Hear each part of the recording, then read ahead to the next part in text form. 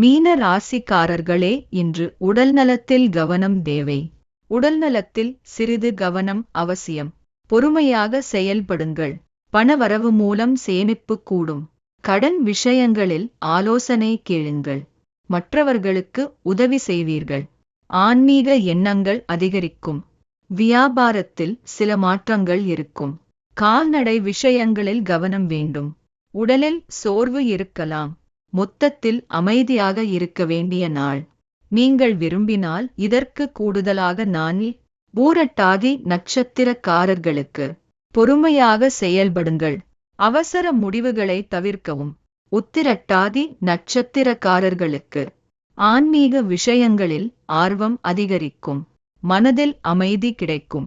ரேவதி நட்சத்திரக்காரர்களுக்கு வேலைகளில் கவனம் தேவை.